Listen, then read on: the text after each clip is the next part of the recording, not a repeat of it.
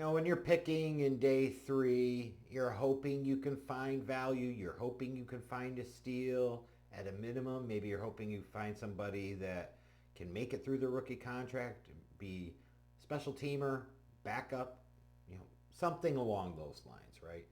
And there are different types of talents that are available at that point. I talked about this a little bit in the Ruben Hippolyte scouting report. But you've got guys that could be great athletes, but maybe are really raw from an actual ability to play standpoint, or maybe they can't play at all. Uh, or you've got guys that are really good, productive players, but they don't meet one measurable, maybe it's size or another measurable, such as speed and quickness.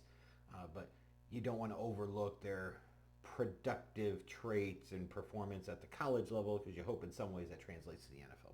Bottom line. And whereas you look at Ruben Hippolyte, and he was absolutely just an athletic selection, right? Like you're drafting him based off of sheer athletic upside and a lot of hope and projection because you're really not sure if he can play linebacker at the NFL level. But at a minimum, maybe if you simplify his role and you say on special teams, your job is to go down and make plays, just go attack. And you could be successful in that role. He has a shot, right? In the flip side of that, you've got a great athlete like Zay Frasier, who you think actually can play. So, there's a piece of me, a little bit of perspective here is like, if the Bears took Frazier before they took Hippolyte, would I look at both picks a little differently? And the answer is perhaps, right? But that's the way it goes. So let's talk a little bit about Zay Frasier and kind of how I think about his chances at the next level, the fifth round pick of the Chicago Bears. A lot to really like. Great height and arm length for the position. You talk about an outside corner. He's 6'3", almost 33-inch arms. Like that height and that length on the outside, you can fucks with. You really, really can. And he's pretty good in terms of quickness. I would say above average quickness. His 10-yard split in the 40 at the combine was 1.51 seconds. So he's not a slow guy. He's not slow of foot at all, which for some of those corners, you're talking about 6'3", you wonder like they tend to be a little slower, play a more physical style, where Zay Frasier is a little bit more of an athletic kind of guy, and that's where he makes it. And he's got elite speed for his size and for his position. You're talking about a 4.3, 640.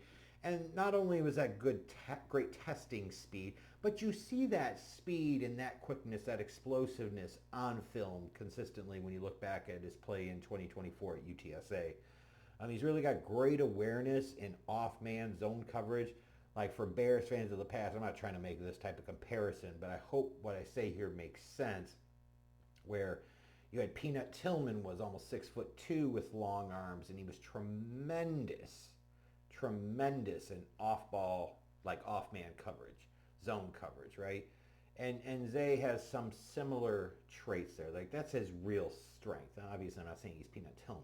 Again, I want to be very clear there. But if you're talking about you want a guy that can play off man, that can get after the ball, like this is a guy that can do it. Great instincts, great closing ability, so he can play with the receiver in front of him and keep his eyes in the backfield on the quarterback and then break on the ball. He can lure quarterbacks into making bad throws, thinking that the receiver is open when he really isn't.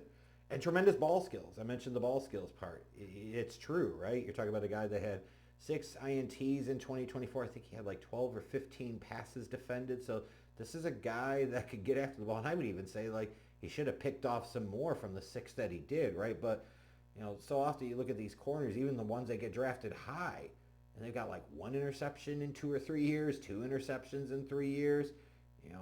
So you say, yeah, they can cover, but they don't change games. Well, Frazier has the ball skill ability to change games. So if he can cover at all, like he could be a real weapon on the outside. And he also shows a willingness to tackle. He could be a weapon in particular, I think, blitzing off of the corner. See, he was utilized a little bit in that role at UTSA last year, and he showed some real potential there. Some really intriguing kind of physical skills and real upside here, at least on the surface as you look at it. But then on the flip side, like why did the guy like this at 6'3" and could fly, did he last to the 5th round? Well, I think there's a number of reasons. When you look at some of the specifics pertaining to coverage, he's susceptible to double moves. And that could be kind of a thing of sometimes a guy's a little too confident in his quickness and his speed to be able to close the gap. When you talk more about the double moves, though, it's about, hey, he's going to try and make a play on the ball. And with a guy with his ball skills, you want him to make some plays on the ball. However, that means sometimes he could read and jump routes that he shouldn't be reading and jumping, and a guy could get behind him.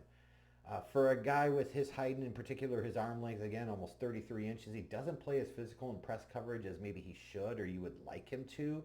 I think part of that is, while he's 6'3", he's got long arms, he's only about 185 pounds, so he's kind of a string bean a little bit. You'd like to see him closer to 195 or 200, and you say, like, does that 10 or 15 pounds of muscle really make a difference at the NFL level? The answer is absolutely.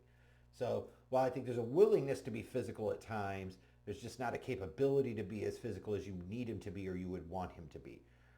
This also shows up in his tackling. His form, his consistency can improve.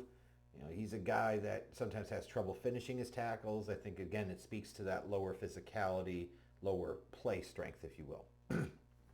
One of the typical drawbacks for a taller corner, and it holds true for Frazier as well, stiffer hips, meaning they could be slower in their back pedal. They could be slower to flip their hips and turn and run with the receiver.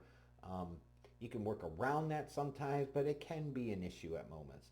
He also has issues at times with being a little grabby, in, down the field. So he can get a little handsy, a little too touchy-feely, and that could lead to some game-changing, field position changing, pass interference penalties at the NFL level. At the college level, if you're talking about a 15-yard penalty, it sucks, but it's not the end of the world. But in the NFL, you get too handsy, it could be 40, 50 yards down the field. Those could be real game-changing, back-breaking penalties. He was also pretty raw. He's still really raw.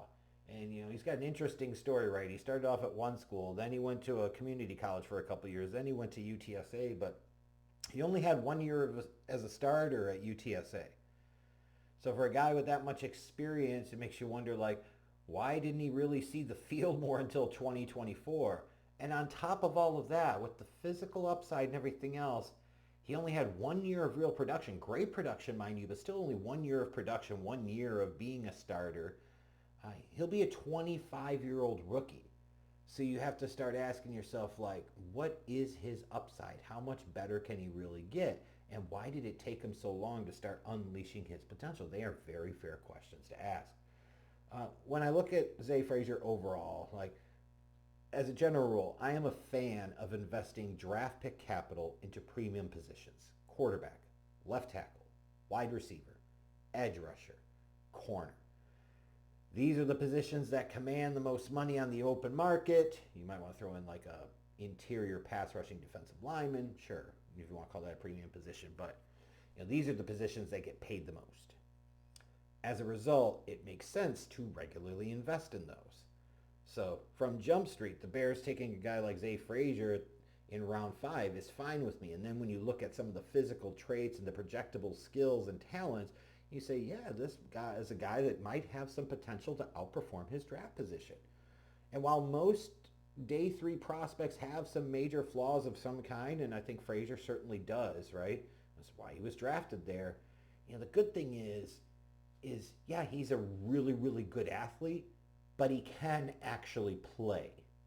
You can see it. You can see the vision. And I'd understand what a Ryan Poles, a Dennis Allen, a Ben Johnson looking at him would see and say, yeah, we want to take a swing at him. Because his size-speed combination at a premium position absolutely merits a mid-day 3 pick. How could it not? If you're gambling on what's going to help a guy make a roster, his combo of size-speed can help him make the roster. It really, again, helps that he can actually play. But I come back to that age piece, right?